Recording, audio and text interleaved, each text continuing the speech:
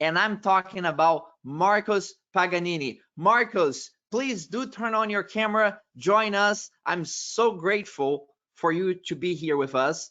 Marcos works and lives in Lausanne, Switzerland, where he broadcasts from today. Marcos Paganini, he is the Vice President of Global Manufacturing Strategy and Deployment at Johnson & Johnson, Consumer Health.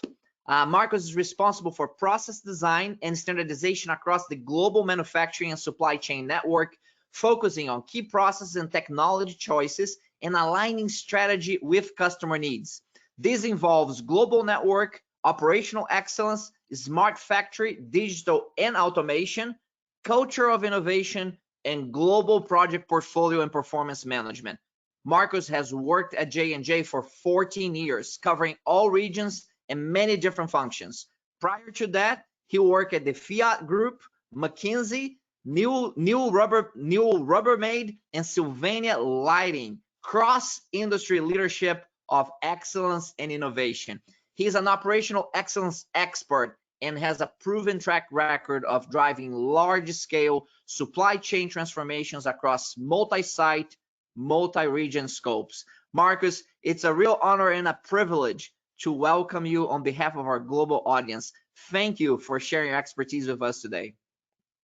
Likewise, no, thank you very much for being here and have the opportunity to share ideas. I always believe this is a great opportunity to give and take, and it's going to be a great opportunity, right? Also, as I know that it's been an intense agenda, very interesting, topics, and so I hope to contribute, on the session today. Okay. So with this, I hope that you can see my screen. I can go ahead, right, Jose? Yeah, looks great. Okay, very good. So we're going to talk of my preferred topic. It's about smart operations, as we call it. And there's so much nowadays around smart manufacturing, digital transformation, and to put that in perspective of operational excellence.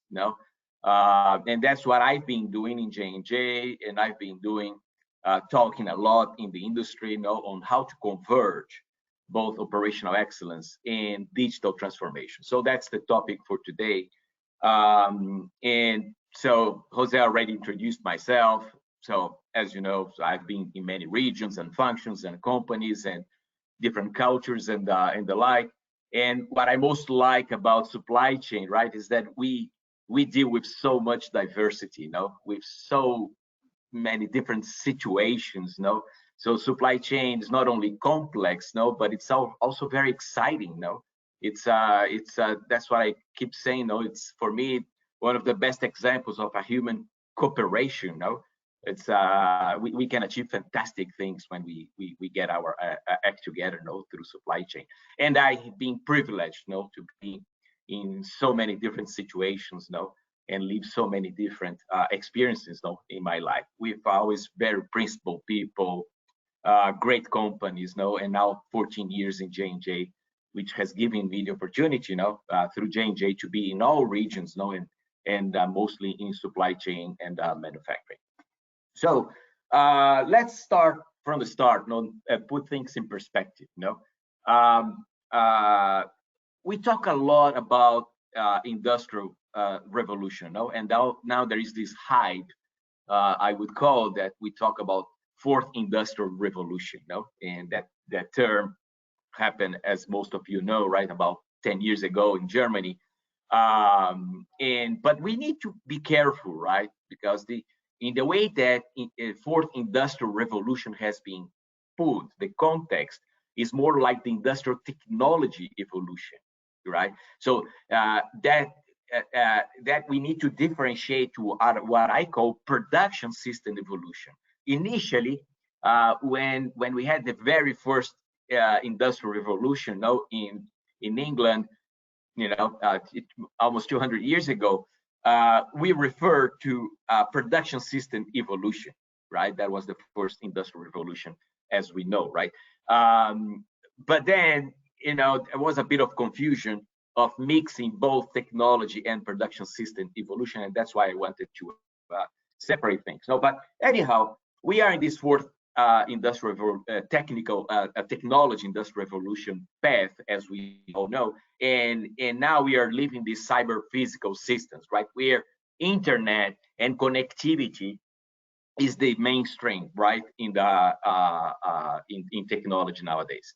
But to put in context, right, the production system evolution all started with artisanal, right, make to order systems, right? So production industry has always existed, even before the first industrial revolution. But the thing is that processes were all artisanal, right? And which was perfect, no, because it was make to order, but very low scale and high mix.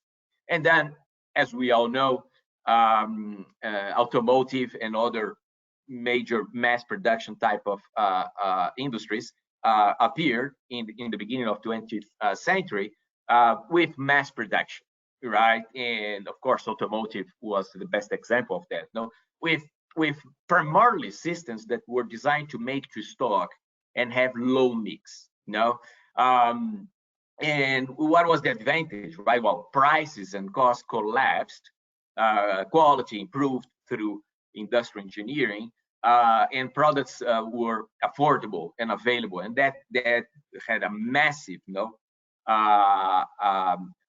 increase of consumption, and affordability of products to the markets. But what was the problem of that, right? The problem was that there was low mix, low variability of products. No, it was a very push type of model, as we call in production system. And then Toyota came, right, and created what we call TPS, or Toyota Production System, with a make to consumption model, with high scale and high mix. So whether we call that Toyota Production System, demand-driven supply chain, consumption-driven supply chain, pull system, there are multiple names of that model. The reality is that in the last 30, 40 years, all companies being manufacturing or service, we try to mimic that system, right? Because it is a system that is customer centric. It creates diversity and variability and different choices that customers can make at low cost and at a superb quality. That is fantastic system. And now the great thing is that by joining and mixing both the production system, which is again, right, based on the latest methodology available, which is Toyota Production System, and the cyber physical systems in the Industry 4.0, that can have a fantastic effect, in combination, and that's what I call smart operations. Okay, now very important to remember, right? And on the right, I start from the right, right? You're going to see what we call the virtuous cycle, right? Where many of you may have already seen that many times, which was introduced by James Walmart, in the book Lean Thinking, years ago, and we try to mimic that system where we try to create flow, identify value, right? Establish pull and seek perfection, and continue that sequence many times. Now, the first thing to remember is that activities that don't add value to customers are waste, right? And no matter how many decades passed from Toyota Production System, and we trying to map our flows and improve our systems and the like, the reality is, guys, that we continue to have lots of waste in our supply chains. And in most cases that I've seen in my company, outside the company, we continue to have close to 90% of processes that are waste, processes that our customers are not willing to pay for, right? And what is that? It is waiting, it is quality issues, it is inventory. So lots of things that your customers are not paying for that. The second thing to remember is that most technologies don't add expected value. So you need to be very careful, right? I lived many technology revolutions and on the 90s, many of you may remember, there was the advent of computer integrated manufacturing with lots of heavy automation, available, and with the promise that industries would be completely automated, and lights out. Guess what? Things don't work like that. First you need to think about the problem and then the solution, right? Technology is not a solution if there's not a well-defined problem. The other thing is that think autonomous rather than automated systems. Automation nowadays with so much connectivity and intelligence that are not don't make a process that makes it autonomous is really waste. And automation should not only exist to perform manual tasks. It should exist to bring intelligence to the systems. And that is what I call this combination of technology, people, and processes, all together. The other thing is it's all about insights. There's so much data nowadays. Data is so much available, not only for consumers, right, through your smartphone and any other means, but for companies as well. It's very easy and cheap to collect data. But all this avalanche of data is meaningless if there is no insights. And the trick is to translate data into insights. And we need to be very careful on why we are capturing certain data from the operations. The other thing is that the world is not linear anymore, right? We call that supply chain, right? But the reality is that it's not a chain anymore, right? The world now turns to be much more connected. We call that digital supply networks, DSN model, where customers, suppliers, producers, and community and government, they are all connected, all together at the same time. Very important to remember. And finally, value is maximized when there is this structural change. So most of the technologies and processes we bring start with substitution. So we substitute the process, either an information or a physical process. We try to substitute with technology, but that alone is not sufficient, because then the next step is we try to do the same through many other processes that are similar, and that's what I call scale that substitution. But the trick, and I think the value comes when we go to this third step, when we make structural change, when that technology through substitution of processes and people connected can do structural change and bring new things to our customers, either through a better performance or new products to the market, right? So very important to remember that. I'm not going to go through the TPS model today. This is only a schematic, right, of our Toyota production system. Most of you know, because this is already available for 30, 40 years in the market, but I just wanted to make sure that we remember, that the system is still pretty much alive and needed, And by the way, for those that know automotive, right, I'm not in automotive anymore, right, but I continue to be very connected to the industry. Toyota adopts a lot of technology, right, but they adopt technology within their operating system, and to support the operating system.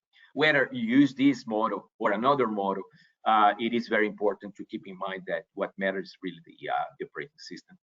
And operating systems nowadays, what we try to achieve, agility, to reduce variability and process variability, to instill continuous improvement, and to bring disruptive innovation. So we all try to do this, all of these attributes, and through what? Create flow.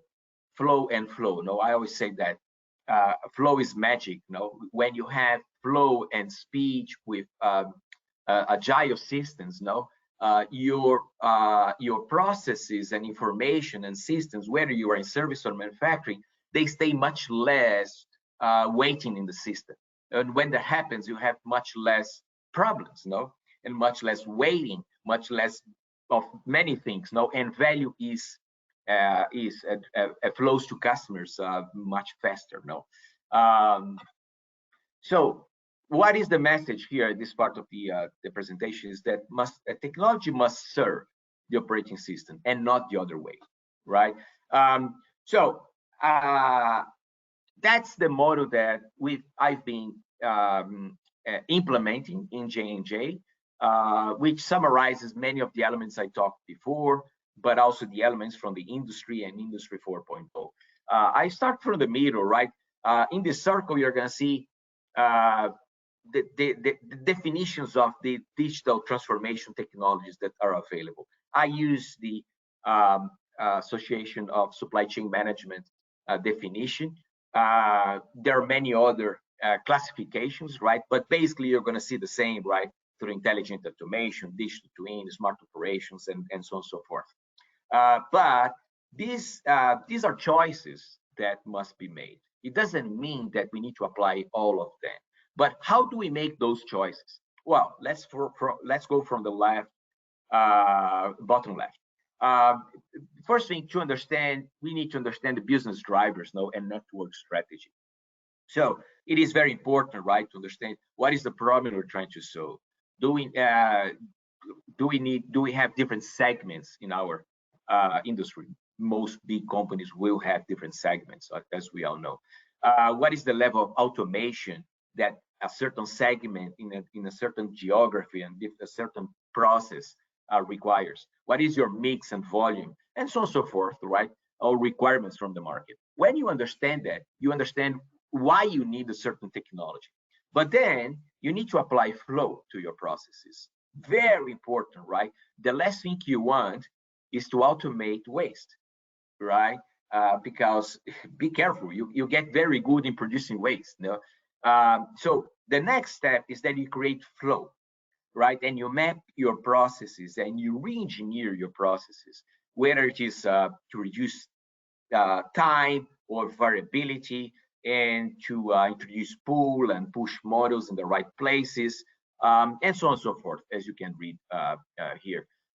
You also need to make an assessment on the right side of your own technologies, no? Your obsolescence, your IT technologies, and so on and so forth. And finally, and very important, right? Probably the most important part is people, skills, and organization.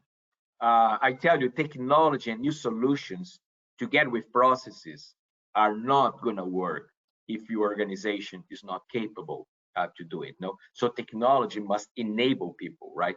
And that's what I call, right, technology is smart factory to support flow, pull systems, or demand-driven supply chain, and thinking people, right? So it's very important, right? Because there are two facets of people here. One is, of course, to make people more capable, right, for the new technologies, and have education for people wherever people are. And I'm part of that as well, right? I keep studying so that I'm up to date in the market. But the other thing is that technology and processes are designed to enable people to do better things, or to give insights, or to provide better decision making for people. So it's very important that we understand how technology will fit in the daily life of our people and teams. Okay, so that's the fit for purpose model, right? It's not a one size fits all. A few examples, right? There are so tons of examples, no, and I will go through very quick in this page just to illustrate a bit. One of the things we do a lot is value stream mappings, no? So we are supply chain guys, and I'm not going to explain what value stream mapping is, right? I'm sure that all of you have performed multiple value stream mappings in your life. Now, what is the problem of value stream mappings, right? In the way we've done in the past, is that it's static, right? You're doing a piece of paper, it is very static. Now, there are dynamic value stream mapping methodologies based on digital twin and digital thread, and enabled by machine learning and artificial intelligence. This is really powerful because you can do that not only a once a year thing, but that can be connected to your processes and always map your processes and make sure that your processes are always designed in the best way and redesigned when necessary. The other thing is maintenance, right? We all talk about predictive maintenance. Is predictive maintenance new? No, it's not, right? So I think when I graduated, and talking more than 30 years ago, predictive maintenance was already a major topic in my university. I did industrial engineering. So we all try always to do right condition-based maintenance, predictive maintenance. So it's an old thing, but now this can be enabled by technology, right? So with IT and OT connected devices and mapping conditions at any time and every time, and enabled by digital twin and digital thread, and again, machine learning, artificial intelligence, that can be a powerful combination. No? That's what I call structural change. And many companies are attempting to go in that direction. Equipment changeover, right? Who here has not experienced challenges, and projects in changeover, right? So we all know that major methodology in reduction of changeover time, we call that SMED methodology, right? Single minute exchange of die, right? And we all try to apply that. And it's a very basic, I would say, right? Production engineering type of tool that you do for any kind of process. Again, whether it is service or manufacturing, we always have changeovers, right? Because systems and processes and equipments are not, in most cases, designed for only one product. So to change from one product to the other, you have changeover, and in many cases, taking hours, to change. So what is the beauty of technology on that? Is that you don't need to do a SMED only, again, once a year. You can have with intelligent visual systems and enabled by, again, machine learning and the like, you can have each changeover that is performed as an opportunity for improvement. That's what people do in Formula One, by the way, right? So when we do trainings in SMED technology methodology, we normally mimic what the changes of tires happen methodology, right, in Formula One. Imagine if each of those events you would do that digitally, right, and then probably have, if you have 100 changeovers in a year, 100 opportunities to improve, and change your sequence and change your devices and so on and so forth.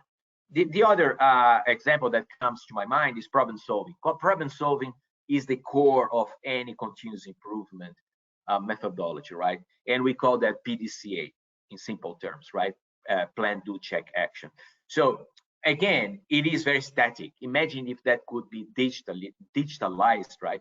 And that every PDCA process, right, and problem solving causes and effects of situations could be digital, right, and connected through the world. So in J&J, in the scope I lead today, we have 30 manufacturing sites, and thousands of processes and equipments, and all of them having attributes, performance gaps, and performance situations, and different products and the like. If all that could be captured, right, in what I call this plan, do, check, action, and be able to be used, right, and compare one side to the other, one equipment to the other, that is a powerful proposition.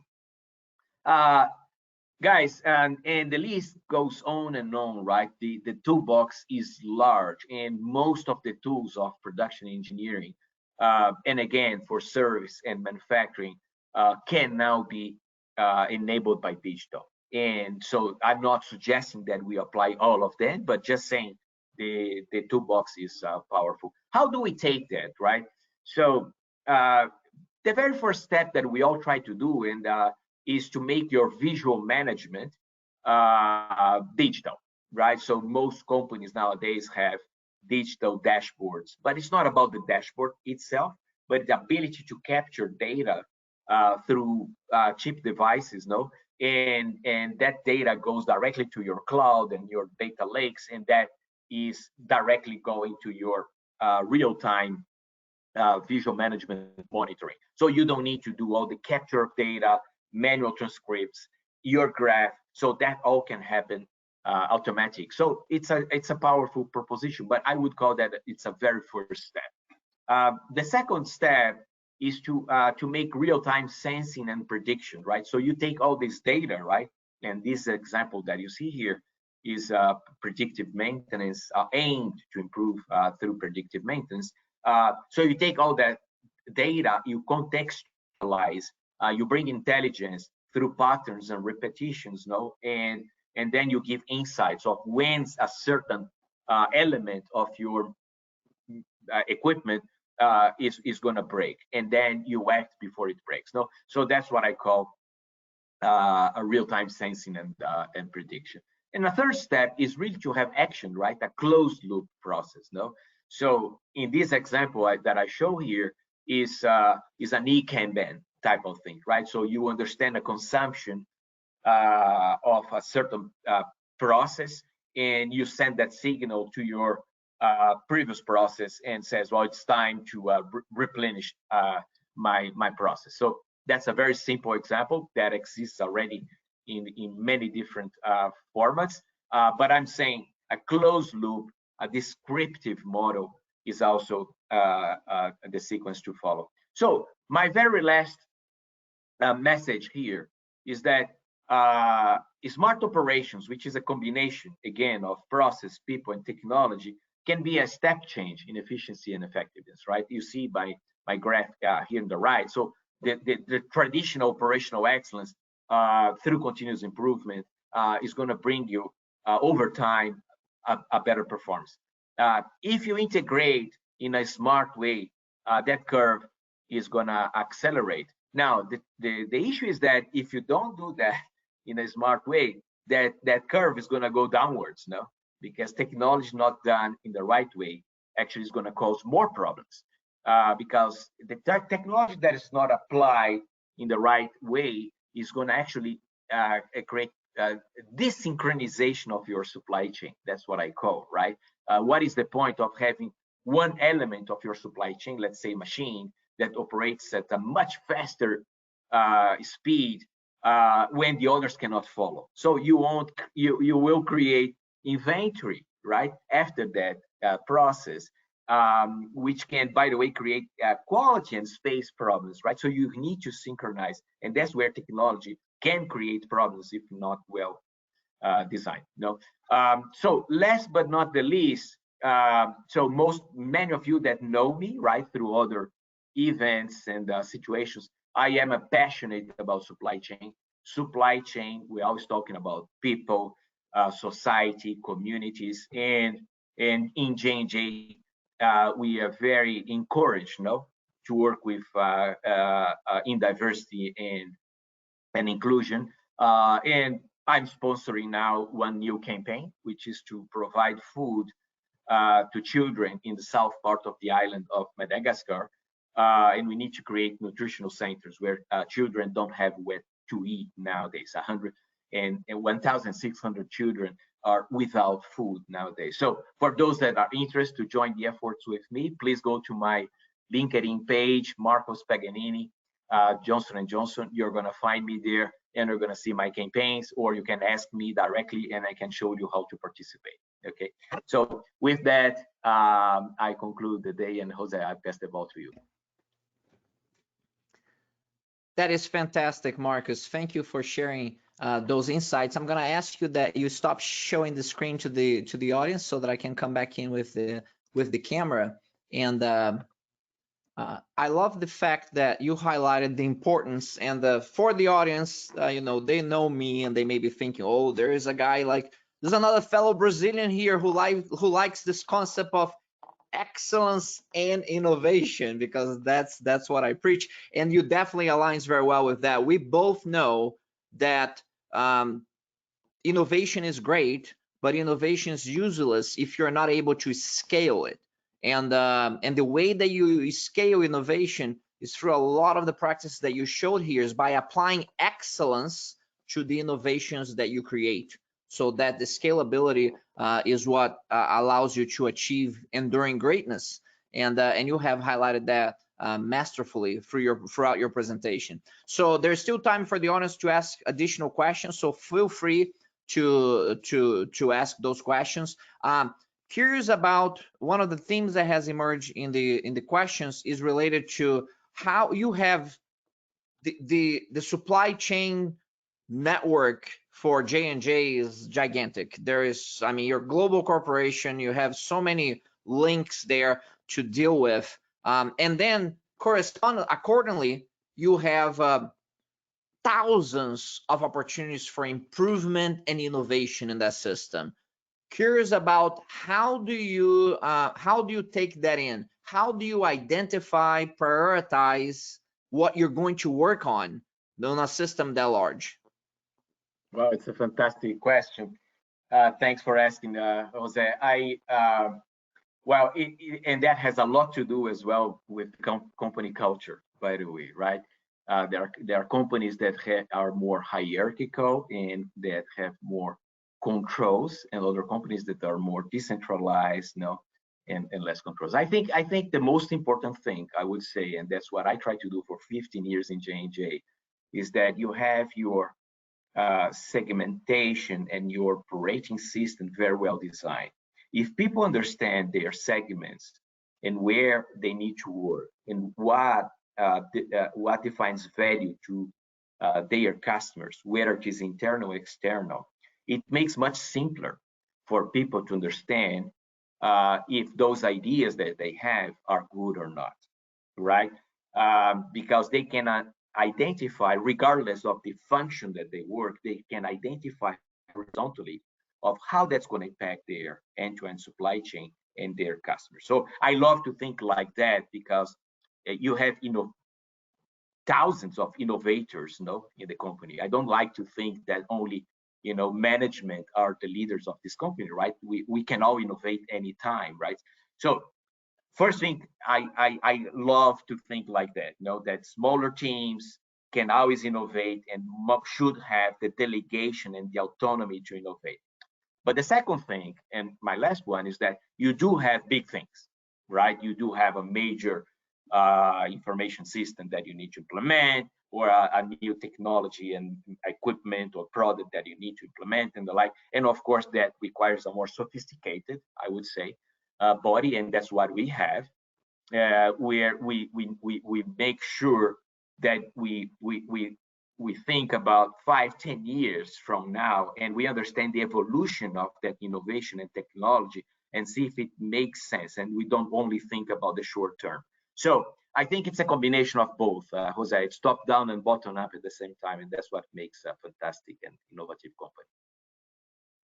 Very well, very well. Of course, one of the questions that has emerged in the while you're presenting is the application of these principles and really kind of behind the scenes on the development of the vaccine. And I don't know how tightly connected you are with that operation and group, but curious about if the methods and principles used for developing the manufacturing processes for the new vaccine were very much aligned with the concepts that you talked to us about today, or if there is like a whole new approach because of the accelerated nature of that vaccine development, if there were different unique things that were applied to the manufacturing process of development.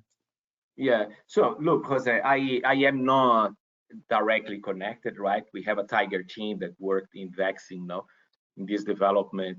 What I can tell you is that for sure, right, we would never have been able to develop, right, it so fast and so reliably, without all this process excellence, as I call it, and shortcutting lead time, and I would say with massive partnership in the industry, right? So company like J&J, and that's public, right? I'm not saying any secret, right? To achieve such a great thing, right? We had to partner, and orchestrate the market. And I think that's that other thing, which by the way, I didn't explore today, which is the ability to do partnerships. We are not alone anymore, right, in the industry anymore. So you don't need to be completely vertical, as we would call in the past, right?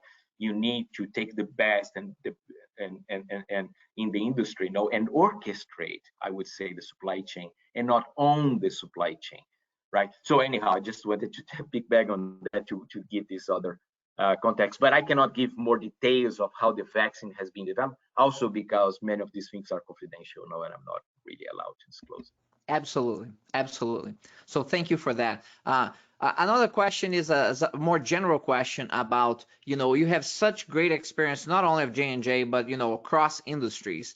And you have seen a lot with when it comes to technologies, when it comes to operational and process excellence. The audience is asking, what if you look, there are two-part questions. I'm going to start with the first part. If you look at the last couple of years, what has got you excited in this field, in this area of manufacturing operations and operational excellence? Is there something in the last couple of years that you go like, you kind of gravitated towards and say, this is a really good thing, this is a new evolution or direction that we're going to, or you see value being created by the implementation or application of these principles and systems? Anything that pops up? Yeah, well, first thing, this is not new for me, right? So the passion for operational excellence has been a continuum, in my life, because I think that, and again, right, talking about people, I think it puts people in the best place, in the industry, right? It's funny to say that, right? But it augments people's ability, and I think it's so beautiful, right? What people and organizations and communities can create through operational excellence. Because there is one thing, right, that I never forgot. When I visited, right, Toyota in my early days, and through my trainings and the like, never forgot that we studied Taguchi. Many of you may know who Taguchi was, right? But anyhow, is part of the system as well. And there was a phrase that Taguchi always used to say, that it's waste is worse than a thief, right? Because a thief, you take something from someone, but to consume for someone else or for yourself. Waste, no, is a loss for society and forever, right? So it's really criminal. It's worse than a thief, right? And I kept that in my mind, and it's true, right? If we didn't have so much waste in food production, for example, right, we would feed the world. No, I wouldn't be here talking about nutritional centers for Madagascar, right? So waste is really an evil, and that's why I'm saying that, because operational excellence has all this thing about reduction of waste, flow value to customers, and so I think it's more valid than ever now at these concepts. Very good. Taguchi, and certainly a great influencer in the field. Good old Taguchi, loss function and understanding the waste to society. He was always very strong on that. And Marcus, another question that has emerged has to do with how do you vet technologies that, the principle that you discussed was, good technologies will enable processes to reduce waste, create value for the organization, stakeholders, clients, society. Great. If you go a little bit more greater level of detail, what kind of the criteria that you use to assess that, and in terms of especially emerging technologies, how do you decide which ones you're going to pilot, implement in the organization? Wow. Yeah, if there was a formula, right? But of course you need to be rigorous, no? But first thing, you can never be 100% foolproof, right? Let's be clear, right? Because when you are innovating, some of the technologies are going to choose or experiment are going to succeed, others are going to fail.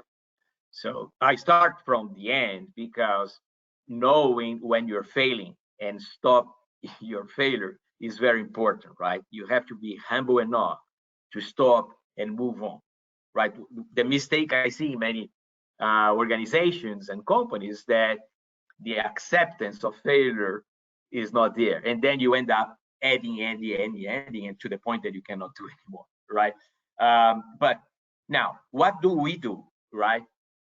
We are very careful because there is a notion of technologies and available solutions nowadays.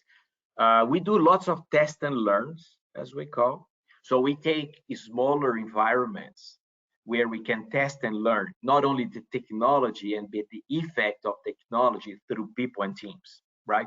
Let's say you have a new visualization tools, and there are many of them, right? So, and we go to one factory, one department, we test the tool, we collect feedback from the teams, and we see if it helps or hurts. First thing. The second thing we see about scalability of that solution. That's very important, right? Because many companies are very creative, but they're not scalable. And that's dangerous, right? Because one, you need to maintain the technology. First thing, you cannot be a slave of that technology. But second, you need to make it scalable, either to make it bigger or to create new solutions out of that technology. So I'm very careful when I choose to make sure that it's scalable and the company can follow you, right? And they have the mentality and the mindset, right, to do problem solving and continuous improvement all the way, right? So I gave some examples. Of course, we have lots of attributes, no, when we're choosing technology. It depends also on the importance and the impact of the technology, but I think that gives a flavor. Very good. And I see a follow-up question on the technology related specifically to manufacturing operations. As we both know, there is a lot of hype around technologies that sound really good, but they're not very scalable or they're not ready for prime time. And then there's reality. And there's reality which are, this technology is promising and I see scalability happening here and I can see value creation from the implementation of this technology. So if you put the hype aside, what are you excited about in a very realistic way when it comes to new technologies for operations or operational excellence? Anything that's in your radar that this is really interesting, we are using this right now or maybe have been using for the last year and we're seeing some good results from it? Yeah, for sure. Well, and it's a bit of what I presented, but the visualization, we're all doing, you know. So of course that with the affordability and availability of cloud systems, no, and your digital stack, no. So that done, we implemented. Our factories have our digital stacks in multi-layers, standard factory by factory. So I think, and that's what I call must-haves. No, because guys, you're going to have choices, but you're going to have must-haves. So that's a must-have, right? If your factory, and that happens to us, right, doesn't have a great Wi-Fi connectivity, guys, it's a must-have. You must have it, right? Otherwise, you cannot even move on, right? IT infrastructure and so on and so forth, right? Cybersecurity, must-have. No, don't even talk about. So that's the bucket that I call must-haves, and we have in most of our sites, and we continue to implement in most of our sites. Then you have the choices, no?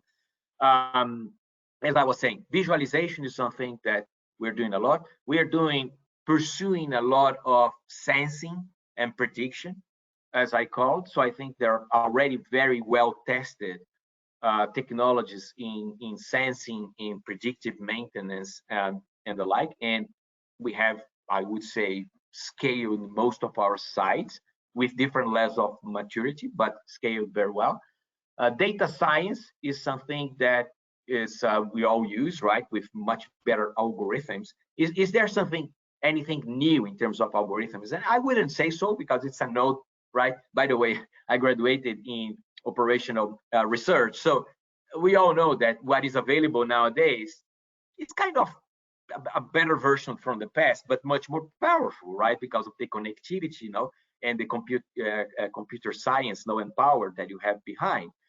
So there is a lot there to provide you better insights and allow you for better decisions. We are doing a lot to support S&OP process, capacity planning, inventory allocation, supplier selection, routing. So I think this is very available and we're using a lot. So you see, Jose, there are lots of these things, and I gave a few examples. No, I think if a company takes some of these examples and put a plan for the next 5 years, it gives already a good portfolio. Very good, Marcus. Now I have a question here that I only have a minute for. You probably take 24 hours to discuss, so I'll set that up by saying that. But we only have a few seconds now to wrap up, so I'll ask you to just get to the essence of it. It's a tough question, and the question is: we all know that culture eats the strategy for breakfast, and excellence and innovation are just side dishes that will get chewed up by the jaws of culture, right? We know that. How do you align your programs with culture at Johnson & Johnson, because there is not one culture at Johnson & Johnson. You talk with Europe, where you are in Switzerland, and you come here to the United States, or you go to a factory in Brazil, and there are very multiple levels of culture. So how do you align of culture with culture in such a large organization to drive initiatives forward? Sure, sure. Of course, and I can elaborate that.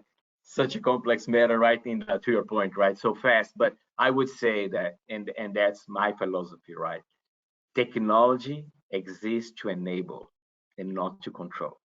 When you develop a technology to control, you're gonna restrain the innovation in your company. So that's what I like to say. Every time you develop technology, think about how that's going to be used, right? And I hate the name, and I say hate in very few times in my life, right? The term control tower, because it gives this idea that, there are people, right, in the high level of the organization controlling things, right, with better technology. That's what happens, right? We need to develop technology to enable, right, and create enabling towers. That's how I can end it, and this question, because it's of course it's we can elaborate. We would elaborate much more from there. Okay. This is excellent, beautifully said. Now, thank you from a Brazilian in San Antonio, Texas, to a Brazilian in Lausanne, Switzerland, with our global community, with all continents represented here. And on behalf of the global community, I want to say a big thank you for you taking the time to share your expertise and tremendous insights with all of us today. Absolutely. So it's been a pleasure for me. I always believe in collaboration and give and take, right? So we're not alone in this in this world. Count on me, right? Anytime, Jose, you, yourself, your company, but also those that want to collaborate with me, go to my LinkedIn, right? So I truly believe in this process. So it's been a pleasure for me as well. Okay. Thank you very much. Obrigado. Obrigado, Marcos. Thank you very much. Thank you. Ladies and gentlemen, that was Marcos Paganini, the Vice President of Global Manufacturing Strategy and Deployment at Johnson & Johnson, coming in today directly from Switzerland. So real pleasure to have him with us. And this concludes BTOES Healthcare Live. I want to say thank you to all of you for being part of this journey with us, along with our 12 great speakers and organizations, and more than that through the panels that we had in this 3-day event. I hope that you have found the content valuable. Remember, you will receive a copy of all of these recordings through email in the next week or so, with a link and password to replay these sessions. I want to thank specifically Brian Raffel, who is the conference director for the Business Transformation and Operational Excellence Summit live events. Tremendous professional and leader who makes it all work so smoothly across a global network. The level of complexity behind this to connect all of these right leaders and organizations to come in a smooth flow to you is all happens as a result of the great work that Brian does. Also thank Vijay Bajaj for his vision. Vijay is the CEO of Proqis Digital, and we want to thank him for his vision for, during times of tremendous disruption and uncertainty, for having the courage and the leadership to step up and build this global community and create an environment where great leaders and great ideas can connect. And of course, our sponsors, Blue Prism and Abby, for allowing our global audience to access this quality and level of content at no cost. And we couldn't do this without the sponsorship of Blue Prism and Abby. So I want to also remind you that our next event will be the Business Transformation and Operational Excellence World Summit, focused on IT infrastructure and cloud strategies. A much more technical view on technology to accelerate excellence and innovation, but we always mixing some culture, we always mixing some other perspectives to enrich the conference. So go check it out, register so that you can have access before we reach capacity on the registrations allowed, and guarantee your spot and join us on April 20th through April 22nd for a 3-day event, again focused on IT strategies and cloud strategies, IT infrastructure, I should say, and cloud strategy. And lastly, the journey goes on. So connect with us on LinkedIn, follow our work, look at the posting that I have under my name about this conference, make comments, thank our sponsors, thank our speakers, comment, ask questions. They are watching, and we very much appreciate you watching and being part of this community. We have tremendous leaders who are logging in from great enduring organizations all over the world, and we're very grateful for your engagement, insightful questions throughout. So without further ado, for the rest of this week, wherever you are in the world, have a wonderful week, and we hope to see you back on April 20th. Bye-bye for now.